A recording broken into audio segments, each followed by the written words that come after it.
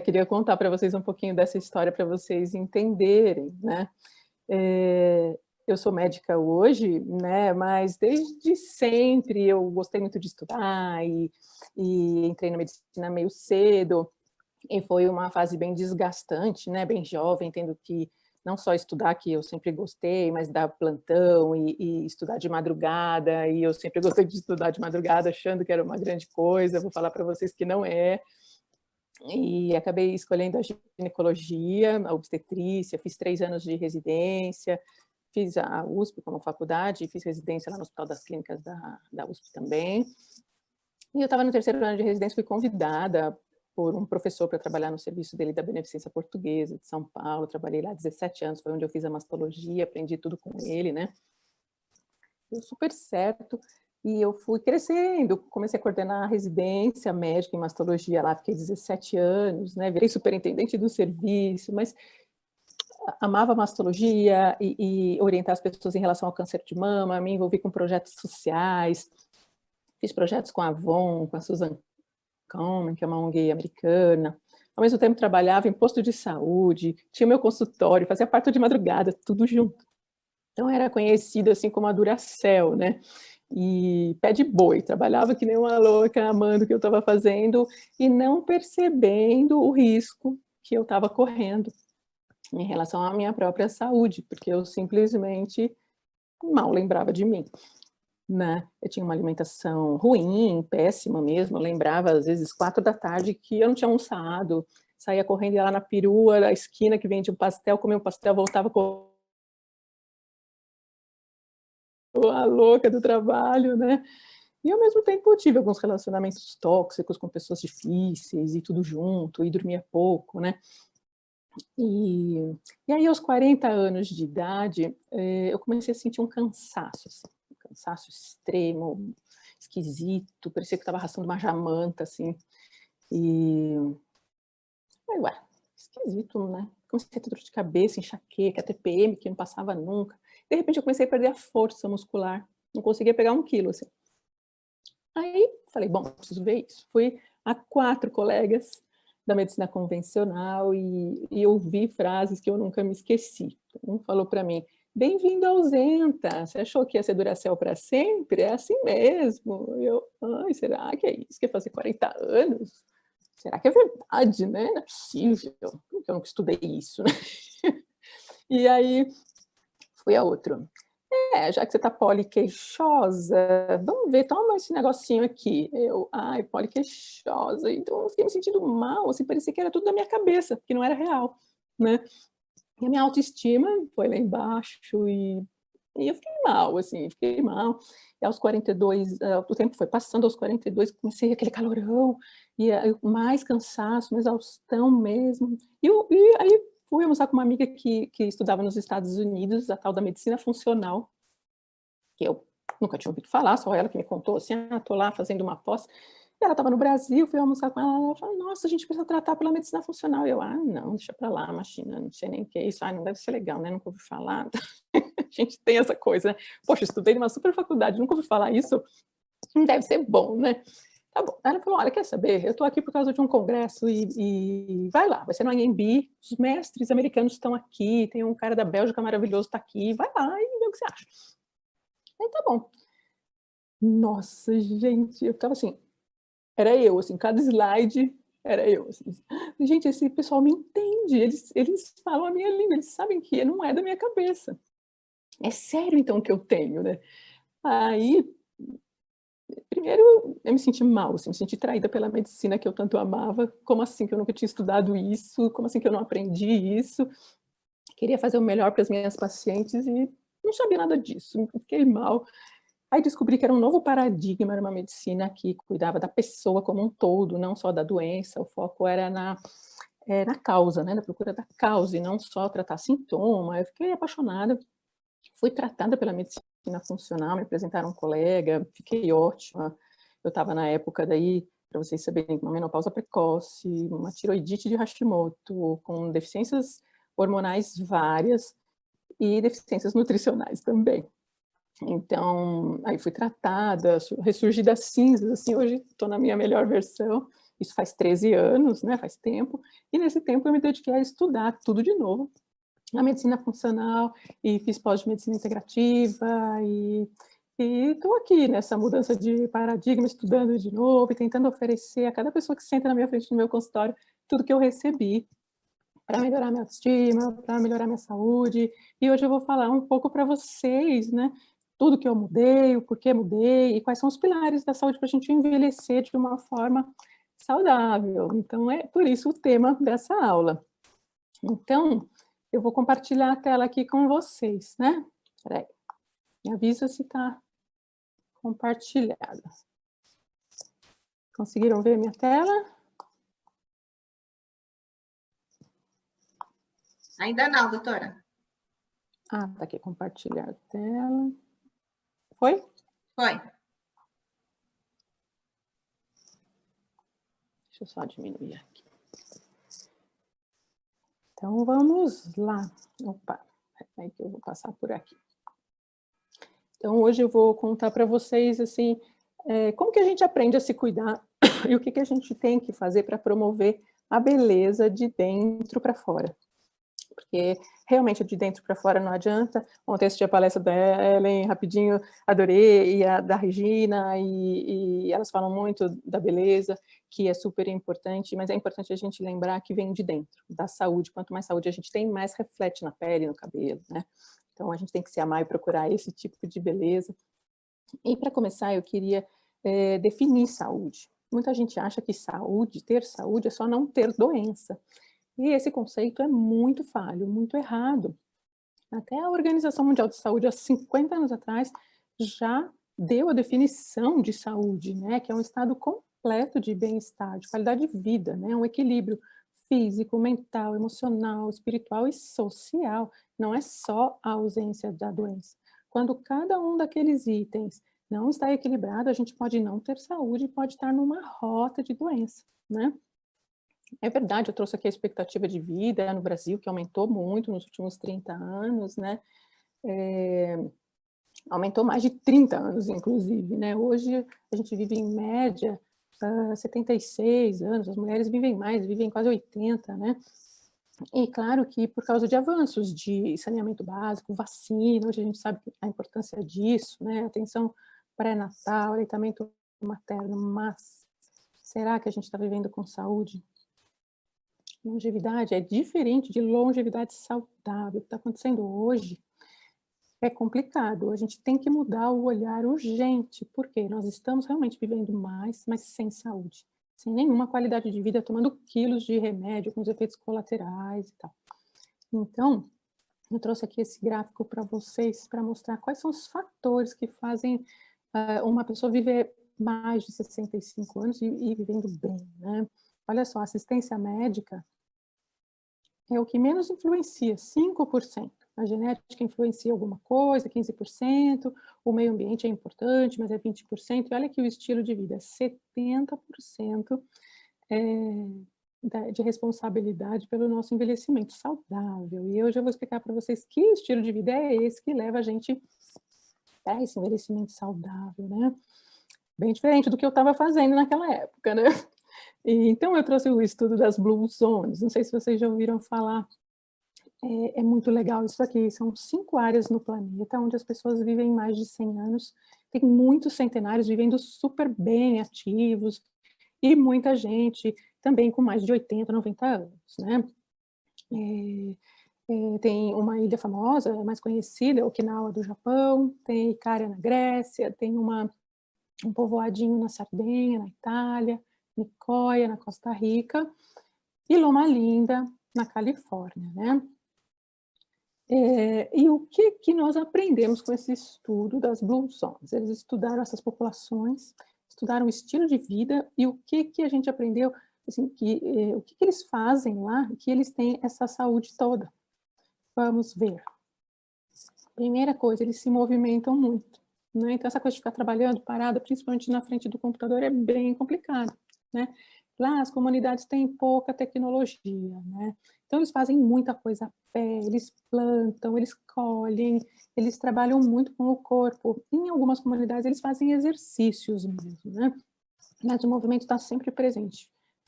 eles não são sedentários, isso não faz parte da vida deles. Ilha, né, tem muita subida, descida, e há uma alimentação saudável, né, eles são simples, uma vida realmente simples, eles, como eu falei, eles plantam, eles colhem, então 95% do consumo diário deles vem das frutas, dos vegetais, dos legumes, das sementes, dos cereais, das oleaginosas, que são as castanhas, né. Eles consomem muito a uva, né, que tem o resveratrol. O vinho, por incrível que pareça, eles consomem pouco, eles consomem mais o suco de uva e muito azeite. Essa substância resveratrol que tem no suco da uva, na casca da uva, ela é super estudada, é um potente antioxidante que previne muitas doenças cardiovasculares, né. E o azeite é composto de ômegas, e tem um componente bem anti-inflamatório, vocês vão entender o porquê, isso é importante já já. E pouca carne, às vezes peixe. E também com equilíbrio. Eles nunca comem muito, têm um hábito de se levantar da mesa assim que se sentem saciados e costumam não ficar empanturrados. Eles comem frugalmente, assim, bem diferente da nossa cultura aqui, né. Que mais? O alívio do estresse foi outro aprendizado importante, né.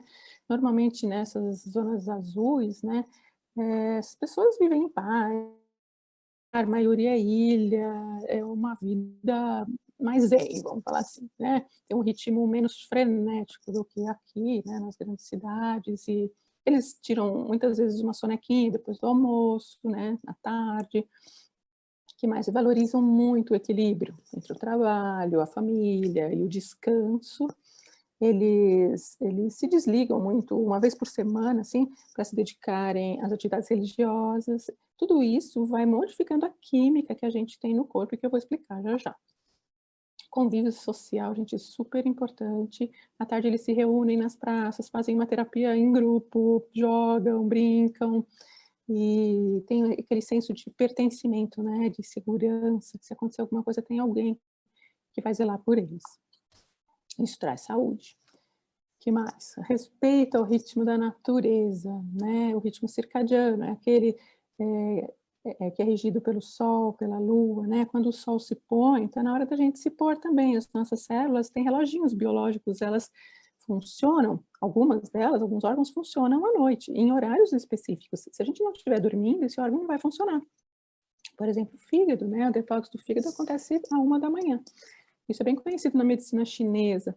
E se a gente está vendo televisão essa hora, não está em sono profundo, a gente não está fazendo detox de fígado, está acumulando toxinas que são tóxicas, né, para o nosso organismo. Então é importante o sono, a gente vai ver já já com mais detalhe, e também eles andam muito durante o dia e se beneficiam muito do banho de sol, ou seja, dos altos índices de vitamina D. E mais, fazem parte de grupos saudáveis, a gente sabe, né, que a gente é uma média das pessoas com que a gente convive. Então, se a gente convive com pessoas que têm hábitos saudáveis, elas vão estimular a gente a fazer as mesmas coisas e a gente vai acabar conseguindo entrar nesse ritmo saudável também. Como eu falei, eles possuem, praticam algum tipo de religião, né, eles acham que que tem um propósito de ajudar as pessoas, dizem, é importante e eles se dedicam a isso. E os estudos mostram, né, que a fé, ela muda também a nossa química, tanto cerebral como geral de cortisol, e essa a certeza de que a gente tem, essa segurança, que tem algo maior regendo a gente, também traz saúde e diminui índices de mortalidade. E o propósito, né, que eu falei, eles têm um propósito forte de ajudar a humanidade, de beneficiar alguém, né, e tanto a família ou a própria comunidade, isso é um pilar forte da saúde. Então, o que essas zonas têm em comum? Um estilo de vida saudável, né, e aí nos faz pensar, né, como que estão os nossos hábitos agora, né? Eles estão promovendo saúde ou convidando a doença? A gente tem sempre 2 caminhos e as nossas escolhas que vão levar a gente um lugar final, que pode ser lindo, uma praia, uma blue zone, ou pode ser um buraco, um problema de saúde. Então, a gente escolhe, é as nossas escolhas diárias que vão levando a gente para esse destino. Por isso que eu trouxe para vocês, porque isso aqui é vida real, né? E mostra bem o que a gente pode fazer pela gente mesmo. E, ao contrário, né, daqui do nosso país, infelizmente, né, olha os dados que eu trouxe. Aqui, muita gente tem doença crônica não transmissível, né? Que são as doenças cardiovasculares, aliás, a primeira causa de morte no Brasil, os cânceres, diabetes, doenças respiratórias crônicas, né? Quase 75% do total de mortes no Brasil. E normalmente são causadas por um estilo de vida errado, principalmente o sobrepeso ou obesidade, e mais da metade da nossa população já está com sobrepeso. Então, a gente precisa mudar de rota. O INCA soltou esse dado aqui, que 30% dos casos de câncer de mama, né, os mastologistas estudam muito essa parte, poderiam realmente ser evitados, né, ser prevenidos com a adoção de hábitos saudáveis. É muita coisa, né, gente? Muita gente morre por câncer de mama todos os anos e a mortalidade só aumenta. Então, é muito diferente, né, achar que você vai prevenir fazendo exame. Claro que a mamografia é importante, o diagnóstico quanto mais cedo, melhor, mais chances de cura, de tratamento menos invasivo, mas prevenir, não ter a doença, a gente também pode, desde que a gente mude hábitos, né? E eu trouxe esse conceito, né, novo, que envolve o estilo de vida, que é o conceito da epigenética. Não sei se vocês já ouviram falar, né? A frase genética não é destino. É uma frase de impacto que está na moda. Aquela história que, minha família inteira tem colesterol alto, então eu vou ter mesmo, já vou começar a tomar um remédio para colesterol, não tem chance nenhuma de ser diferente. Isso já caiu por terra. Por quê? Porque, na verdade, os nossos genes e as nossas predisposições genéticas estão lá, é verdade. Mas o que descobriram?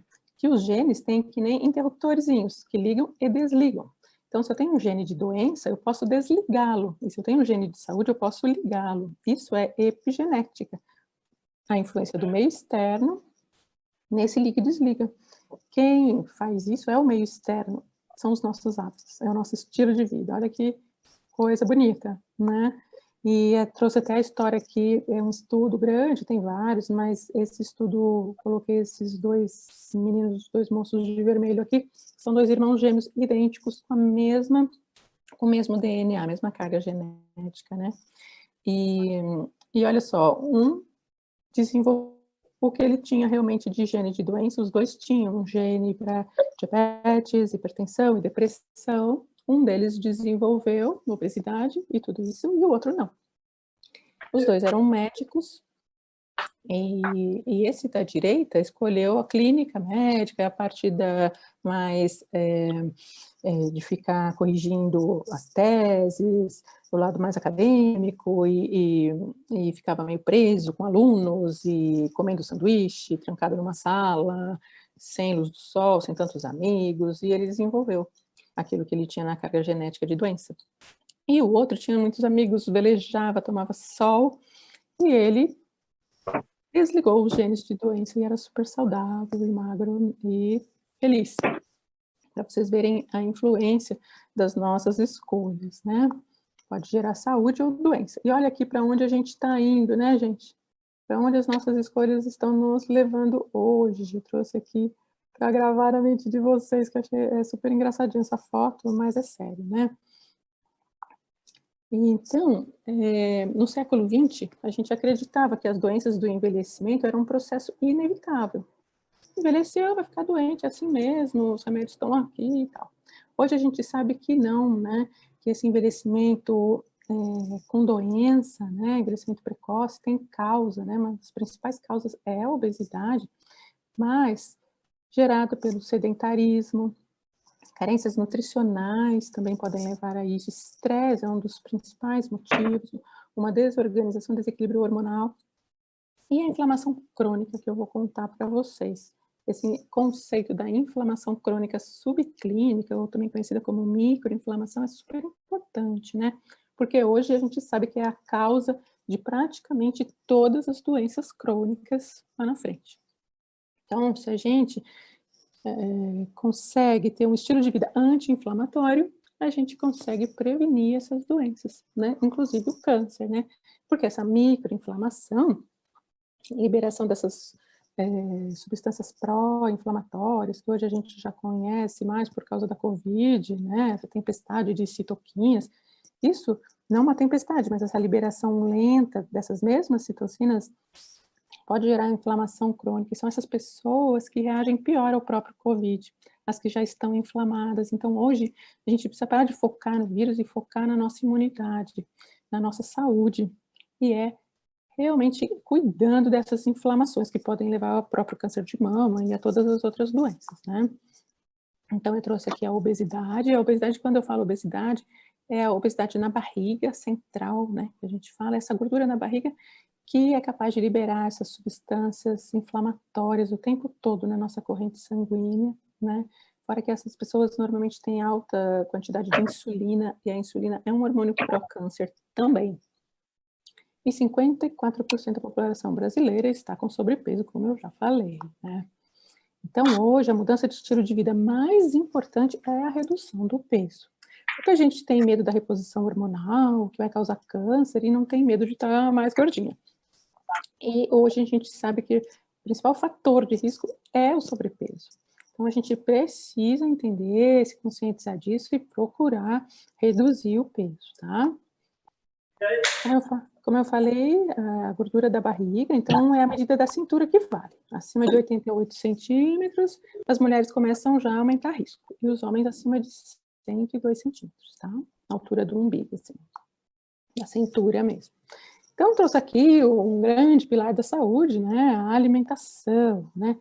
Quem aqui não tem ou já teve uma alimentação monótona, igual aquela que eu tinha de comer o pastel, nem tomava café da manhã, chegava lá, comia um pão com margarina que as enfermeiras preparavam, café doce, lotado de açúcar, e depois sanduíche, porque é mais rápido, porque a gente não tem tempo, e essa alimentação monótona é o quê? Pró-inflamatória, e gera doença, né? São normalmente os carboidratos simples, de alto índice glicêmico, aumentam muito a glicemia, por isso aumentam a insulina, lembra, né? Que ela não é tão legal em excesso, mas excesso de industrializados, com gorduras trans, saturadas, proteínas inflamatórias, então excesso de glúten, de leite, de coisas que são potencialmente inflamatórias. Quando a gente come muito, com alta frequência, a gente pode piorar a nossa inflamação. E os aditivos químicos que são inflamatórios e a ausência total de nutrientes, né? Enquanto que uma alimentação colorida, rica em nutrientes, vitaminas, minerais, umas gorduras boas, carboidratos bons, fibras, fitoquímicos que vêm da terra, princípios ativos anti-inflamatórios, antioxidantes, geram o quê? Saúde, por serem anti-inflamatórios, potentes anti-inflamatórios, né? Então, é importante mesmo a gente prestar atenção na comida, não só como uma forma de prazer, mas o que ela está trazendo para as nossas células. Nossa, será que ela está trazendo um nutriente? Está trazendo um fitoquímico? Está sendo anti-inflamatório? Está me beneficiando nesse sentido? Isso é muito legal da gente pensar também, tá? E lembrando, né, que da saúde do nosso intestino, que é o gigante da saúde que estamos, né? Porque, não sei se vocês conhecem esse conceito, que é super importante também, que o nosso intestino é o nosso segundo cérebro. Hoje a gente já conhece a função das coisas que tem dentro do intestino, que são os micro-organismos. Tem trilhões de micro-organismos, mais do que célula no nosso próprio corpo, né? E isso é conhecido como a nossa microbiota intestinal. Essa microbiota é responsável por muita coisa importante, né? Pelo nosso sistema imunológico, pela absorção dos nutrientes, pelo controle do sistema imune. Então, muita gente fala que a nossa imunidade começa no intestino, né?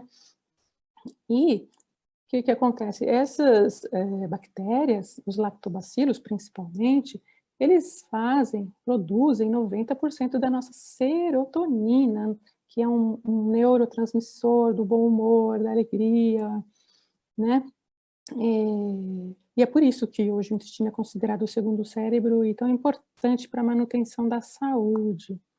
E quando essa microbiota, essa flora intestinal está desequilibrada, a gente chama de disbiose intestinal.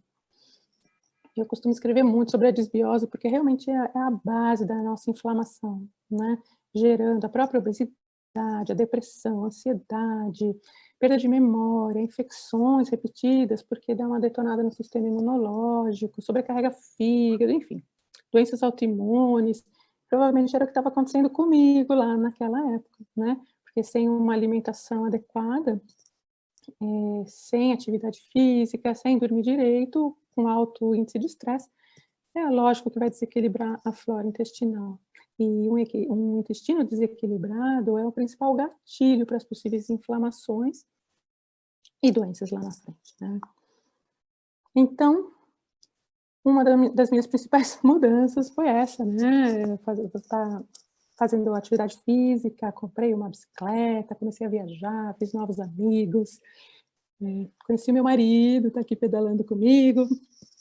E como eu falei, né, quando a gente tem uma companhia que tem estilo de vida saudável, a gente tende a ir por esse caminho, e ele, super saudável, me levou também, me ajudou a ir por um caminho mais saudável.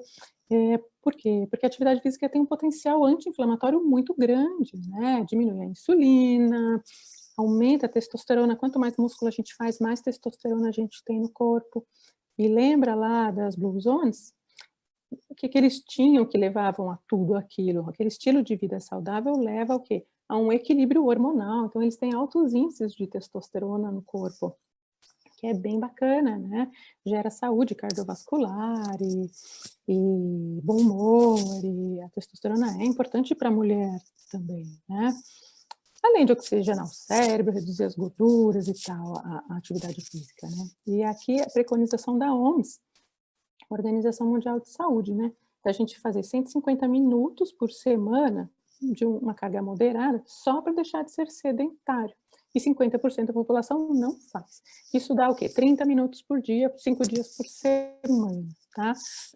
Claro que além de fazer atividade física, que leva tudo isso, libera endorfina, traz bem-estar, eu também estou lembrando agora aqui que eu tomei outras decisões. Eu pedi demissão daquele emprego na Beneficência Portuguesa, que eu tanto adorava, 17 anos lá, porque me consumia muito, fui trabalhar só no consultório.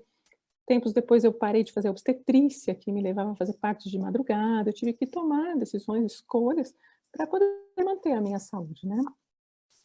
E comecei a priorizar meu sono também. Esse aqui é praticamente o primeiro pilar da saúde, um dos mais importantes. Por quê? Porque é a hora que a gente produz a melatonina, que é o regulador metabólico universal. Melatonina é uma das substâncias mais importantes do nosso corpo. É incrível a ação dela, não é só que melhora a qualidade do sono, não. Ela é a grande maestra da nossa orquestra hormonal. É ela que regula todos os hormônios no nosso corpo.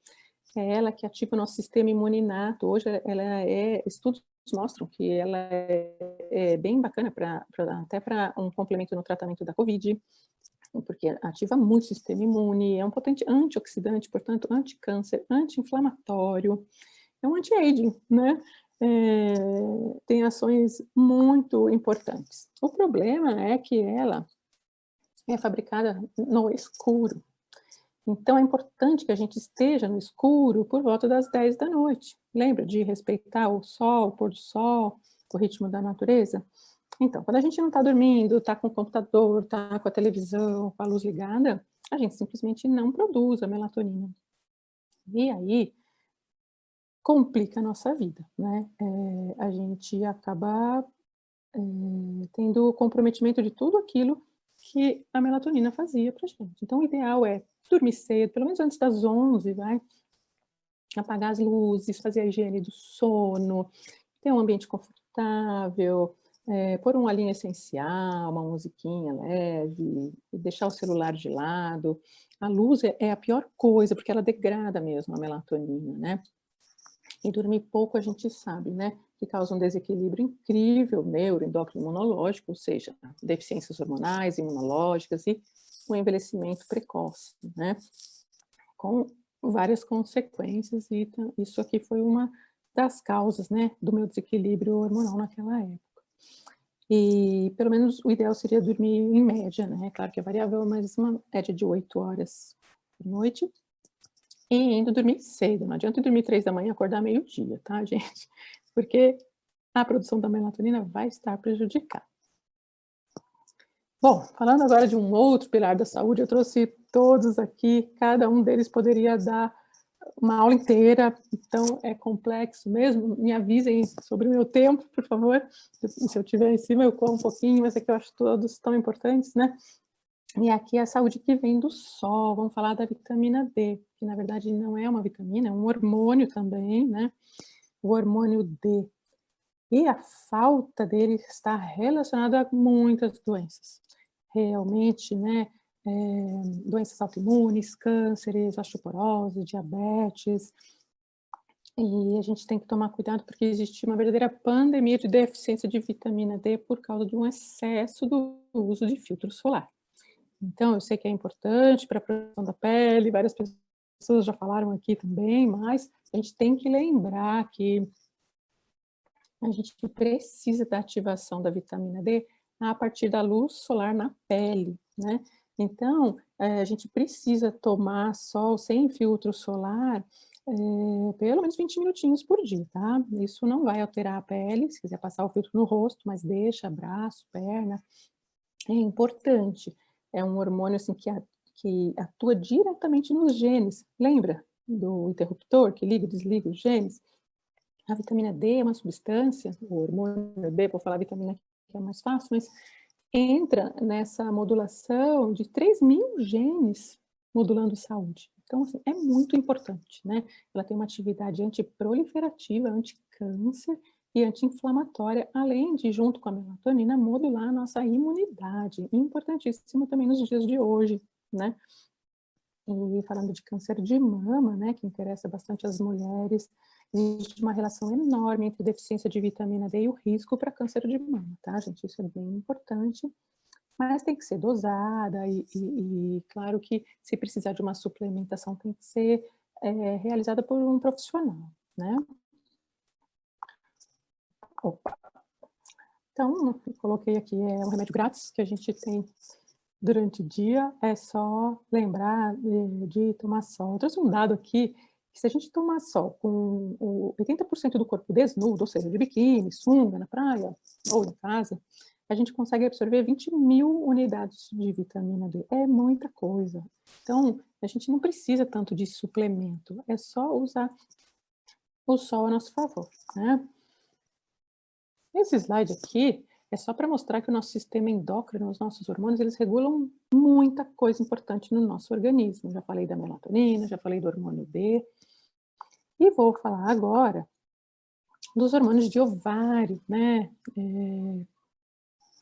Quando toda mulher, conforme os anos passam, entra no climatério, que é uma queda dos hormônios, até os ovários pararem praticamente de produzirem estrógeno e progesterona, e a gente entra numa desorganização muito forte, né, com sintomas bem difíceis de se lidar, né, ansiedade, depressão, dor de cabeça, libido cai, cansaço, até insônia mesmo, depois vai vindo, vai piorando, aí vem os calores, aquela TPM que não passa nunca mais, e pode chegar na osteoporose, até doença cardiovascular, aquela secura vaginal bem progressiva, né, que vai aumentando com o tempo, o peso também, o metabolismo cai, é bem complicado e a gente precisa aqui de um suporte bem importante, né? A gente realmente precisa desse suporte, a gente sabe que milhões de mulheres no Brasil estão nessa fase, só assim, menos de 10% faz a reposição hormonal, que muitas vezes se faz necessária, né? Na verdade, o que a gente precisa para manter os hormônios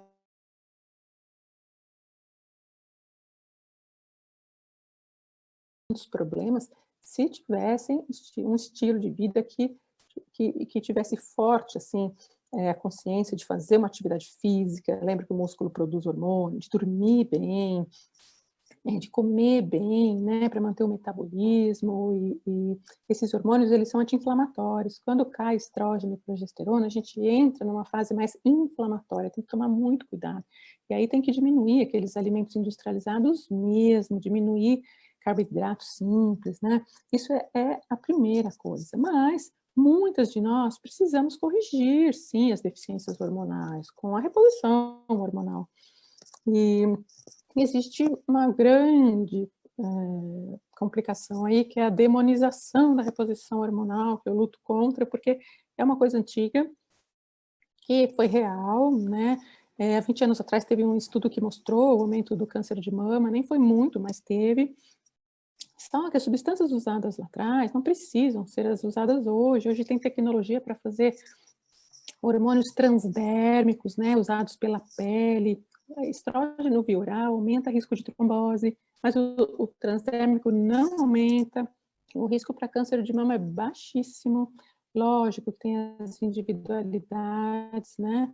Cada mulher é única e tem totalmente avaliada em vários sentidos, né? Aliás, bem amplamente.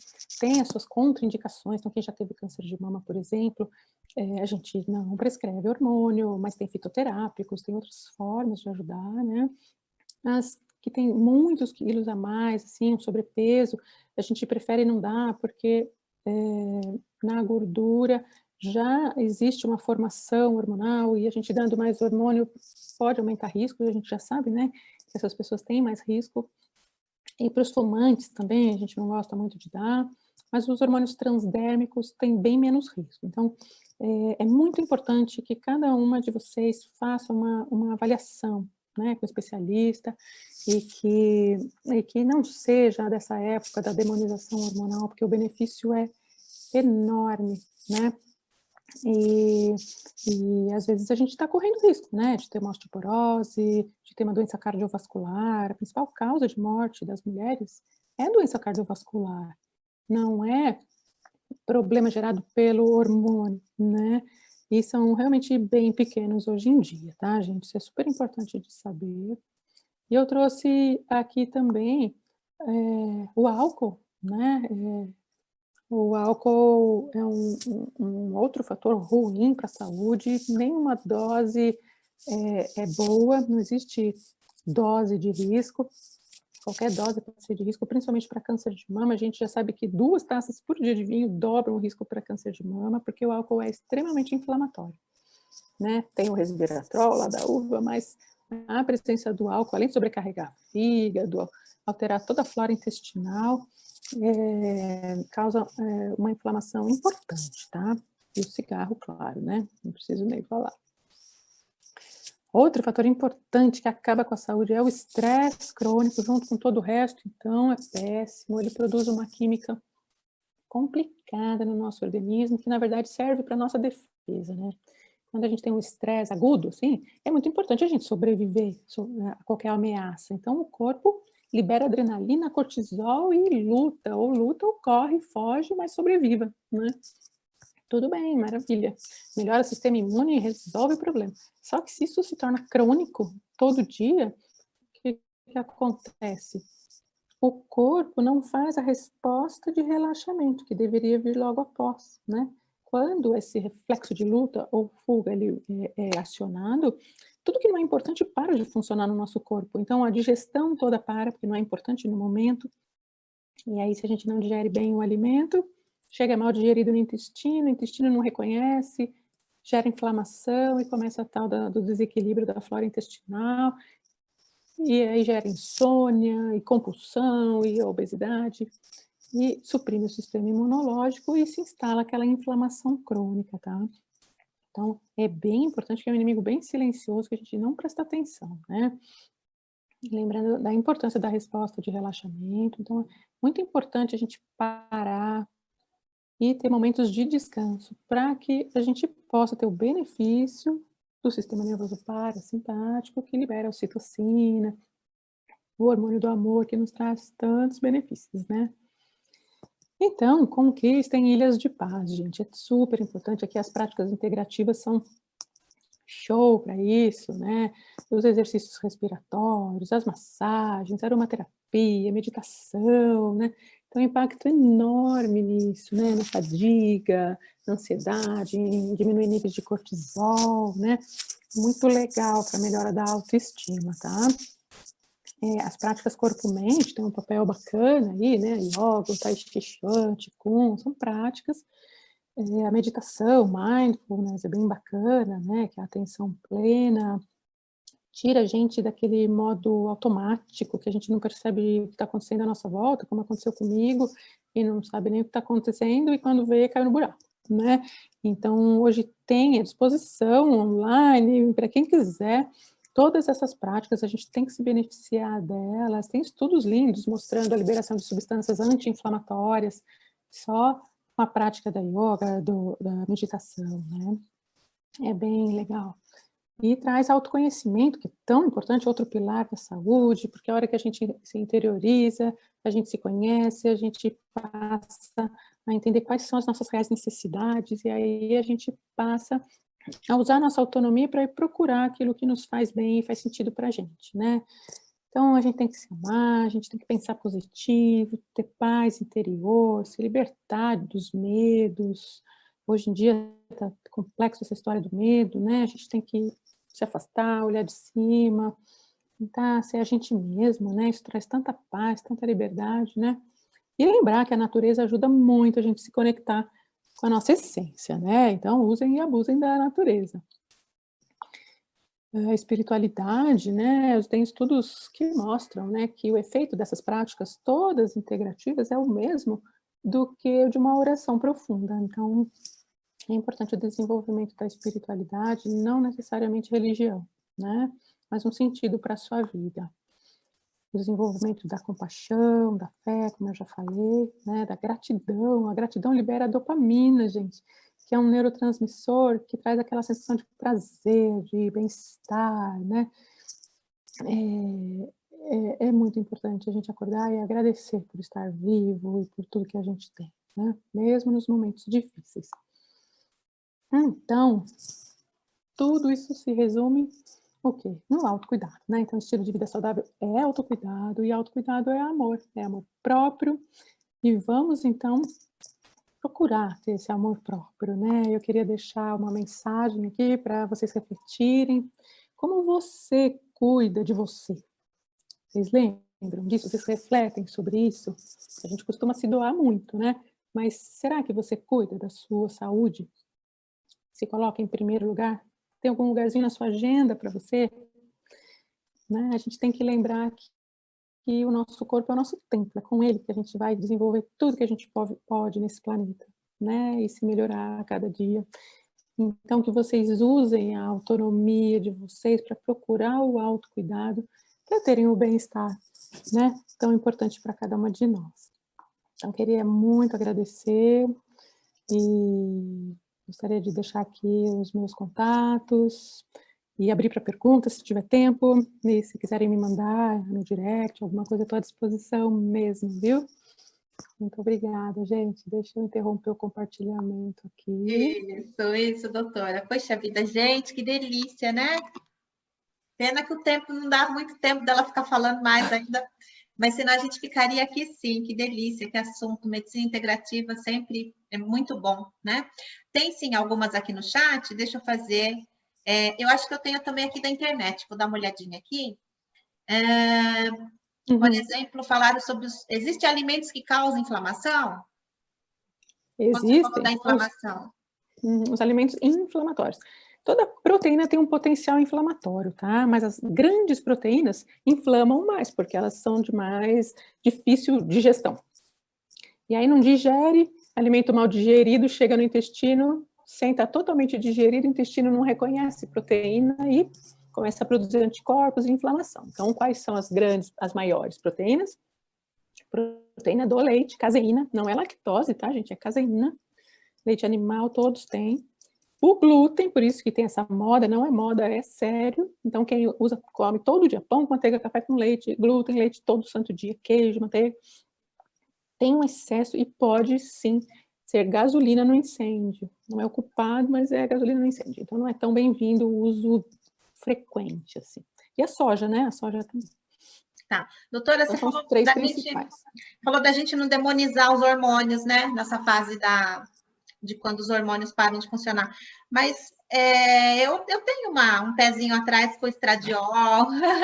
Olha, foi um parto para eu ceder, gente. Olha, ele passou, eu comprei esses dias porque eu tenho retorno. Eu falei, ai, deixa eu comprar, mas tipo, eu engordei 5 quilos em tipo uma semana, quando eu comecei a primeira vez. E ele fala que não é verdade. Então, assim, é uma briga minha com ele, sabe? Doutor Mariano Tamura. Fala um pouquinho dessa coisa do engordar, do hormônio. Eu tenho essa coisa aí com o hormônio, viu? Eu demonizo sim ele. Então, é que é um todo, né? Eu uso desde os 42 anos, tenho 55, hein?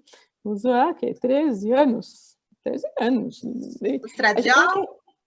O estradiol, a progesterona, a testosterona, os meus estavam zerados, gente, vocês não têm noção. Meu Eu precisei usar, realmente, e uso a todo esse tempo. Não é todo mundo que precisa, é bem individual, mas o desequilíbrio que promove essa coisa do engordar. O metabolismo já fica mais lento, a insulina já sobe nessa fase. Então, a gente tem que tomar muito cuidado, tem que aumentar a atividade física e tem que diminuir muito o carboidrato. Porque daí a gente vai culpar sempre o hormônio. E quando a gente usa o estradiol, aí tem que ver como é que está a progesterona, como é que está a testosterona, como é que está o resto, a tiroide. Tem que ter um equilíbrio completo, porque se tiver desequilibrado, desequilibra. Mas engordar, não. Não, desequilibra o metabolismo e aí engorda, mas não é ele que causa isso, é o desequilíbrio geral. Ah, não é o fato de usar ele. Então aí, pessoal do hormônio, né? Eu sempre fui assim, gente, com esse negócio, mas tudo bem, vou tentar parar de demonizar ele. Perguntaram sobre. Eu tenho uma aqui do períneo, né? Aqui, ó, da internet. Quando eu coloquei lá na internet, ela colocou assim: tive vários partos com episiotomia. O que posso fazer para fortalecer os músculos do períneo? Então, é bem legal isso, e toda mulher deve fazer a fisioterapia, o exercício simples em casa, né? Então, sabe aquele movimento de segurar o xixi e de soltar? Então, você contrai o períneo e contrai o transverso do abdômen, né? Que é esse músculo bem perto do público aqui. Então, esse movimento de contrair e soltar, a gente pode fazer 3 séries de 10 de manhã, 3 à tarde, 3 à noite, isso fortalece, mas, de novo, né, a presença de hormônios e de nutrientes é super importante para essa musculatura. A episiotomia em si pode ter soltado algum músculo, mas normalmente quando a gente sutura a episiotomia, que é o cortinho, né, que a gente faz para o parto normal, a gente traz de volta os músculos e eles ficam bem posicionados, né? Mas com o tempo, a perda dos hormônios não leva a secura vaginal. Por quê? Por uma atrofia daqueles tecidos, e a bexiga vai pesando e o músculo atrofiado vai cedendo. Na hora que a bexiga cai, a gente começa a ter perda urinária e o períneo vai também ficando flácido. Então, de novo, né, é importante exercício, mas é importante que a gente tenha um equilíbrio hormonal. E claro, né, daí tem a reposição com creme hormonal, tem laser, tem até cirurgias que recompõem o períneo, se for o caso dele estar esgarçado por causa do parto mesmo, né? Aí ela perguntou se tem idade para fazer isso, ou você acha que quanto mais cedo começar, melhor? Ou é só quando precisa? Não, só quando precisa. Se tem gente que a vagina fica tão flácida que tem um desconforto enorme na própria relação sexual e sente a bexiga às vezes caindo, forma uma bola ali, tem as perdas urinárias. Então depende se é muito desconfortável, se tem um comprometimento da qualidade de vida. Se não, não precisa fazer muita coisa, tudo bem. Mas com o tempo, a hora que os hormônios faltarem, isso deve piorar. Então, caso a caso. Tem gente que não precisa e tem gente que precisa muito. Que mais aqui, pessoal? Tem alguns calores, mas minhas regras ainda vêm com falhas? Que isso? O que é regra, a menstruação. Gente? Menstruação. Regras? Da onde que ela é? Deixa eu ver quem está falando aqui. Rosélia, da onde você é, Rosélia? Eu nunca vi esse linguajar. Minhas regras, gente. É super comum. Meu período, minha Legal. regra. Não, período ok, minhas regras eu nunca vi. Tô acostumada com as regras. Tá desregulando, é isso? Então. Só que já tem calor, significa o quê? Já tá na menopausa? Significa que tá no climatério. Não, fica derretendo aqui agora, ó. Mas vai e some. Oh, meu Deus! Ela. Pode até ser uma menopausa precoce, mas não necessariamente. Normalmente, o climatério... Às vezes tem gente que tem um estilo de vida tão, assim, num caminho de doença que nem eu naquela época, então não tem nutriente nenhum. Você sabe que isso pode levar a uma perda hormonal muito grande. A hora que a gente repõe só nutriente e começa a dormir melhor, fazer uma atividade física, às vezes melhora. Então não necessariamente é menopausa. Precisa avaliar, mas pode ser. Quanto tempo dura a menopausa? Então, a menopausa é assim, quando a gente tem a nossa última menstruação, a gente fica 1 ano sem menstruar, já é considerado menopausa, né? Aí esse período pós-menopausa é o resto da sua vida inteira. Então, hoje, muitas mulheres vivem mais tempo no período da menopausa do que antes, porque a gente vive mais de 80 anos, né? Então... Muito bom, gente. Muito bom, doutora Patrícia. Gente, quem que vai fazer mais pergunta para ela? Coloca, deixa eu ver a Vera aqui. O que você quer falar, Vera? Você colocou aqui? Senão, coloca lá a partir de quantos anos precisa fazer reposição hormonal? Quanto antes, melhor. Existe um negócio que chama janela de oportunidade, né? Que quando começam as deficiências hormonais, a gente já precisa ir regulando. E os estudos mostram que quanto antes a gente começar, menos risco a gente vai ter lá na frente das doenças todas e até dos riscos relacionados à reposição que tanto falam. Porque às vezes as pessoas começam a repor depois de 10 anos de menopausa. Aí os receptores já fecharam, aí o corpo já se acostumou a estar sem hormônio, a hora que a gente estimula de novo pode dar algum problema. Então, antes, esse quanto antes começou o período da menopausa, dos sintomas já começa a fazer? Dos sintomas, sim. Sem sintoma não precisa fazer, mas quando começam os sintomas, e são muitos, né, que eu falei, sim. Aí tem a resistência, né? Não pode. No meu caso, teve resistência. No meu caso, eu perdi o ovário, né? Fiz uma cirurgia, tive que retirar. Ele estava roto, o ovário roto aí. Perdi meus hormônios tudo, gente. Meu Deus. Mas ainda bem que tem os tubinhos hoje com os hormônios que são iguaizinhos aos nossos, então... Então, né? Bom, gente, a gente ficaria aqui horas falando com ela. Vamos trazer ela de novo? Vamos? Sem ser Cada um dos itens gera uma aula inteira, né? Uma discussão inteira. A gente pode falar só de menopausa, se vocês quiserem. Isso, vamos trazer ela só para falar de menopausa. Isso daí dá assunto para mais de metro, né? De assunto. Dá. Doutora Patrícia, gratidão mesmo.